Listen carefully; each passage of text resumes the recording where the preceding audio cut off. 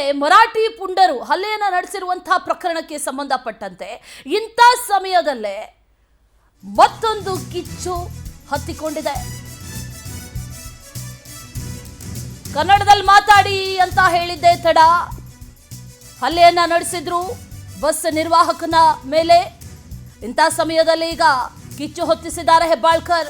ಸಚಿವೆ ಲಕ್ಷ್ಮೀ ಹೆಬ್ಬಾಳ್ಕರ್ ಮರಾಠಿ ಪ್ರೇಮಕ್ಕೆ ಈಗ ಆಕ್ರೋಶ ವ್ಯಕ್ತವಾಗ್ತಾ ಇದೆ. ಕಂಡಕ್ಟರ್ ಮೇಲೆ ಹಲ್ಲೆ ಮಾಡಿದ್ದಂತ ಊರಿದೆಯಲ್ಲ, ಆ ಊರಲ್ಲೇ ಒಂದು ಕಾರ್ಯಕ್ರಮ ನಡೆದಿದೆ.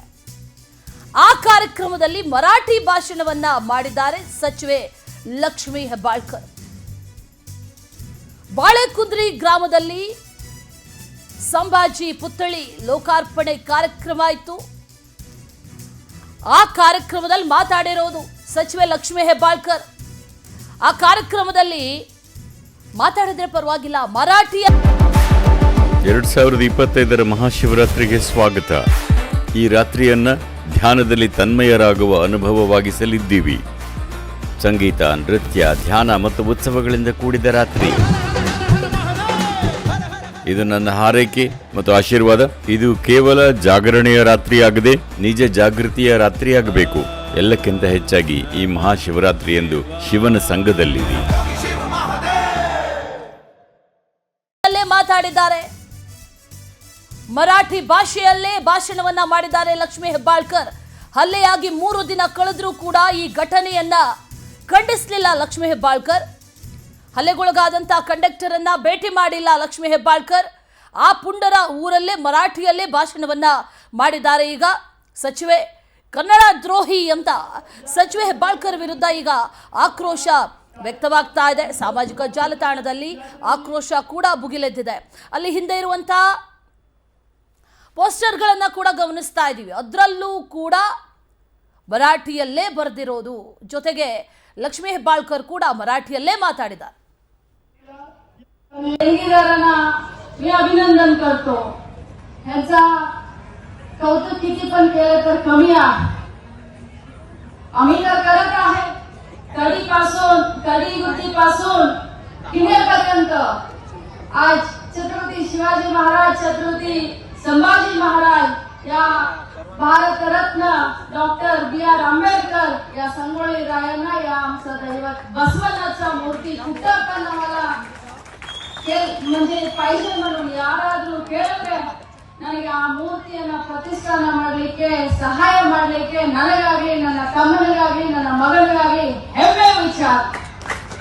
आज राजकारण मध्ये किती लोक येतात, किती लोक जातात, परंतु हे जो काम आहे हे सदैव म्हणजे काय सांगायचं, किती साल असणार, 200-300 वर्षापर्यंत 200-300 वर्षापर्यंत असं काम.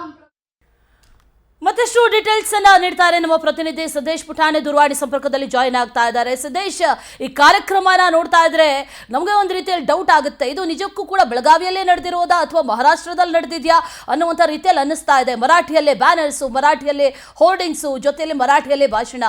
ಯಾವ ಹಿತಕ್ಕಾಗಿ, ಯಾರ ಹಿತಕ್ಕಾಗಿ ಮರಾಠಿ ಪ್ರೇಮ ಅನ್ನೋದು ಅರ್ಥ ಆಗ್ತಾ ಇಲ್ಲ. ಡೀಟೇಲ್ಸ್ ಅನ್ನ ಕೊಡೋದಾದ್ರೆ ಸಿದ್ದೇಶ್. ಅಶ್ವಿನಿ, ಏನಂತಂದ್ರೆ ಬೆಳಗಾವಿಯ ಸಚಿವರಾಗ್ಲಿ, ಶಾಸಕರಾಗ್ಲಿ, ಇನ್ನು ಜನಪ್ರತಿನಿಧಿಗಾಗ್ಲಿ ಇವರ ಮರಾಠಿ ಪ್ರೇಮ ಇದೇನು ಹೊಸದಲ್ಲ. ಇದು ಮೊದಲನೇ ಬಾರಿ ಕೂಡ ಅಲ್ಲವೇ ಅಲ್ಲ. ಸ್ವತಂತ್ರ ಸಿಕ್ಕರ ನಂತರ ಬಂದ ಎಲ್ಲ ಪಕ್ಷದ ಜನಪ್ರತಿನಿಧಿಗಳು ಮರಾಠಿ ಓಲೈಕೆಯನ್ನು ಇನ್ನೂವರೆಗೂ ಬಿಟ್ಟಿಲ್ಲ. ಕಳೆದ ಏನಂತಂದ್ರೆ 4 ದಿನದಿಂದ ನಮ್ಮ ಜಿಲ್ಲೆಯಲ್ಲಿ ಏನು ಕನ್ನಡ ಹಾಗೂ ಕನ್ನಡಕ್ಕಾಗಿ ಏನು ಒಂದು ಹೋರಾಟ ನಡೀತಾ ಇದೆ. ಕನ್ನಡದ ಕಂಡಕ್ಟರ್ ಮೇಲೆ ಏನೋ ಹಲ್ಲೆ ನಡೆದಿದೆ. ಆ ಹಲ್ಲೆ ನಡೆದರೂ ಕೂಡ ಇನ್ನೂವರೆಗೂ ಯಾವ ಸಚಿವರಾಗ್ಲಿ, ಶಾಸಕರಾಗ್ಲಿ ಒಂದು ಹೇಳಿಕೆ ಕೂಡ ನೀಡಿಲ್ಲ, ಮತ್ತೆ ಒಂದು ಖಂಡನೆ ಕೂಡ ಮಾಡಿಲ್ಲ. ಇದರ ಹಿನ್ನೆಲೆ ಏನಂತಂದ್ರೆ ಕಂಡಕ್ಟರ್ ಮೇಲೆ ಏನು ಹಲ್ಲೆಗೈದಾದ ಏನು ಆ ಪುಡಾರಿಗಳಿದ್ದಾರೆ, ಆ ಪುಡಾರಿಗಳ ಊರಲ್ಲೇ ಏನಂತಂದ್ರೆ ಸಚಿವೆಯಾದ ಲಕ್ಷ್ಮೀ ಹೆಬ್ಬಾಳ್ಕರ್ ಏನು ಮರಾಠಿ ಭಾಷಾನ ಈಗ ಸದ್ಯ ನೆಟ್ಟಿಗರ ಏನು ಆಕ್ರೋಶಕ್ಕೆ ಕಾರಣ ಇರುವಂತದ್ದು. ಯಾಕಂತಂದ್ರೆ ಕಂಡಕ್ಟರ್ ಮೇಲೆ ನಡೆದ ಏನು ಒಂದು ಹಲ್ಲೆ ನಡೆದಿತ್ತು, ಆ ದಿನವೇ ಇದೊಂದು ಕಾರ್ಯಕ್ರಮ ಹಮ್ಮಿಕೊಳ್ಳಲಾಗಿತ್ತು. ಹಾಗಾಗಿ ಸಾಕಷ್ಟು ನೆಟ್ಟಿಗರು ಏನಂತಂದ್ರೆ ಸಚಿವ ಲಕ್ಷ್ಮೀ ಹೆಬ್ಬಾಳ್ಕರ್ ಅವರ ಮರಾಠಿ ಓಲೈಕೆಯನ್ನು ಪ್ರಶ್ನೆ ಮಾಡಿ ಅವರ ವಿರುದ್ಧ ಆಕ್ರೋಶವನ್ನು ಏನಂತಂದ್ರೆ ಹೊರ ಹಾಕ್ತಿರೋದಂತದ್ದು.